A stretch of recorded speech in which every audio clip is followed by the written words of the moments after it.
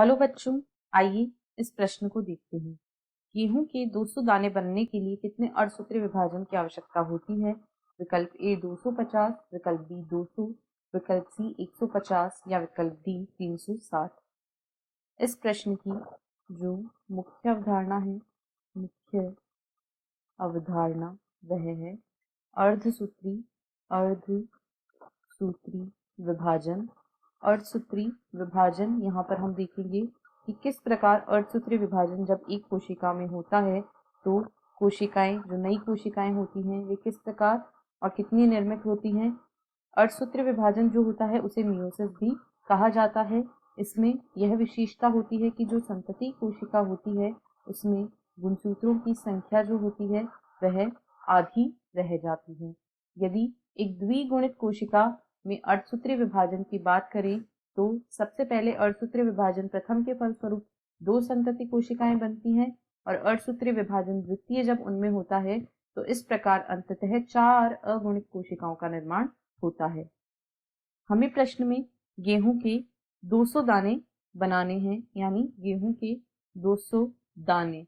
तो यदि गेहूं के 200 दाने बनाने हैं तो इसके लिए 200 परागकण तथा 200 ही गुरु बीजाणुओं की आवश्यकता होगी।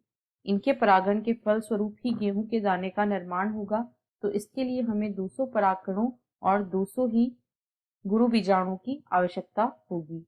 तो सबसे पहले यह जानना आवश्यक है कि जब एक लघु बीजाणु मात्र कोशिका में अर्धसूत्री विभाजन होता है, एक लघु बीजाणु मात्र कोशिका जब अर्धसूत्री विभाजन करती है तो इससे 4 लघु बीजाणुओं का निर्माण होता है और ये 4 परागकणों का निर्माण करते हैं। यानी एक लघु बीजाणु कोशिका में एक बार अर्धसूत्री विभाजन से 4 परागकणों का निर्माण होता है। क्योंकि 4 परागकणों के निर्माण के लिए एक बार अर्धसूत्री विभाजन की आवश्यकता होती है, अतः 200 परागकणों के निर्माण के लिए 200/4 यानी कि 50 अर्धसूत्री विभाजनों की आवश्यकता यहाँ पर होगी। तो 50 अर्धसूत्री विभाजनों के द्वारा 50 परागकणों का निर्माण हो जाएगा। ठीक इसी प्रकार यदि हम गुरु बीजाणुओं की बात करें तो जो एक गुरु बीजाणु मात्र कोशिका होती है जिसे MMC मेगास्पोर मदर सेल कहा जाता है, इसमें जब अर्धसूत्री विभाजन होता है तो 4 गुरु बीजाणु बनते हैं और ये जो 4 गुरु बीजाणु होते हैं इनमें से 3 नष्ट हो जाते हैं और केवल एक ही सक्रिय रहता है।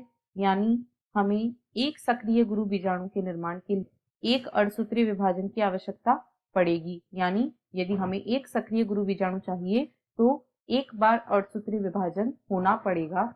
तो ठीक इसी प्रकार यदि 200 गुरु बीजाणुओं की आवश्यकता है तो इसके लिए 200 बार अर्धसूत्री विभाजन होना जरूरी है, तभी 200 गुरु बीजाणु बन पाएंगे। क्योंकि एक बार अर्धसूत्री विभाजन से जो 3 गुरु बीजाणु होते हैं वे तो नष्ट हो जाते हैं, उनमें से एक ही सक्रिय बचता है। अब यदि इन दोनों को जोड़ दें तो 200 परागकणों और 200 गुरु बीजाणुओं के निर्माण के लिए कुल 250 बार अर्धसूत्री विभाजन की आवश्यकता होगी। इनके परागण के फलस्वरूप 200 गेहूं के दानों का निर्माण हो जाएगा। अतः विकल्प ए 250 इस प्रश्न का सही उत्तर है। आशा है आपको प्रश्न समझ आया होगा। धन्यवाद।